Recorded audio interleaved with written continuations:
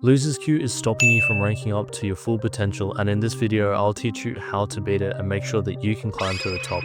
But in order to beat Losers Queue, you first need to understand what it is and how it works. I'm sure you've all heard of it before. It's taken on many names such as a losing streak or red carpet. But first of all, what is it? It's a term for when a player queues a competitive game but consistently loses, where their team underperforms, they underperform, or the enemy team just absolutely dominates. This doesn't happen over a few games, but rather knocks players down multiple ranks and at points nearly a whole division. Players might win a few games in between though, but in the long term it is a downward spiral. So now that we've covered what it is, how do you get put in Losers Queue? Well, there's two main ways that this can occur, and it involves you performing higher than what you're meant to in your rank. So take Valorant for example. You have your RR, which is your seen visible rank, and you have your MMR, and the MMR is used to determine how many players are to be put in what rank and what division. If you're too high for your rank, the game will bring you down by taking away more RR when you lose and put you back in the rank that it believes you're in. The other big reason is it puts you slightly higher with worse teammates to balance out the game and make the overall skill level for the game around the same. In the start of the video, I mentioned that Losers Queue can also be called a loss streak. However, there is a bit of a difference. A loss streak can occur over a couple of games with back-to-back losers, around 4 or 5, and consistently losing with no wins.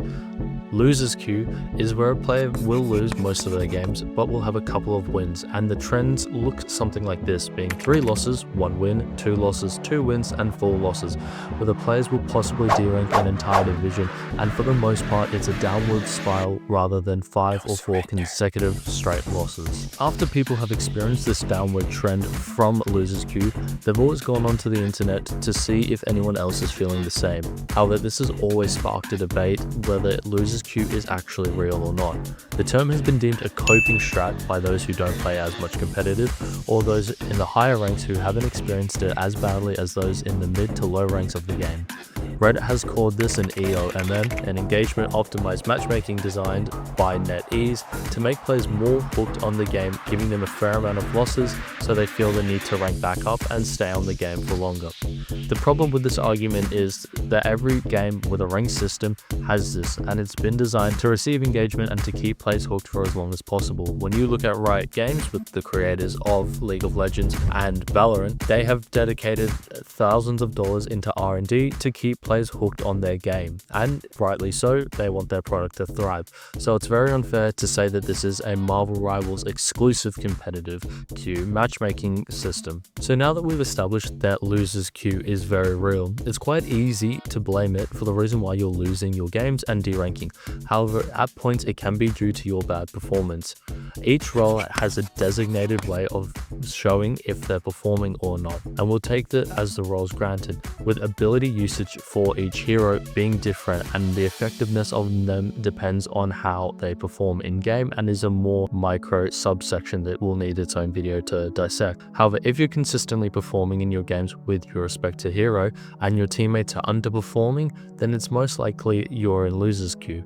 In saying this, if you are a Doctor Strange and you have 20 kills, most damage blocked, but you're solo pushing every team fight, you're not peeling for your healers, not communicating when you're ulting or portaling as Doctor Strange, then the issue is on you, and you actually need to learn how to play the agent that you're trying to climb as. Properly learning and understanding the functions of each role and playing each character in their designed way is one way of eliminating the idea of your bad performance holding you back and actually determining if you're in Losers Queue or not. And if you want to see a video on how to actually play the roles and the different character archetypes, leave a comment down below.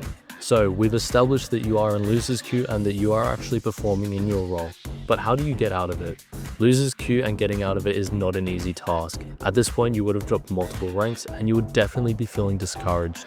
You know how Losers Queue works and how you got into it. You first need to acknowledge that you're in Losers Queue, and it has occurred because the game thinks that you're a lot better than what you actually are. Make sure that you change your mentality so that it's a lot more positive, and where you recognize that the game believes that you are the hard carry of the team and that you're here to help boost other people. By doing this, it would reinforce a positive mindset to you, making sure you don't do any stupid plays which could cost you more games and possibly your entire division. 2.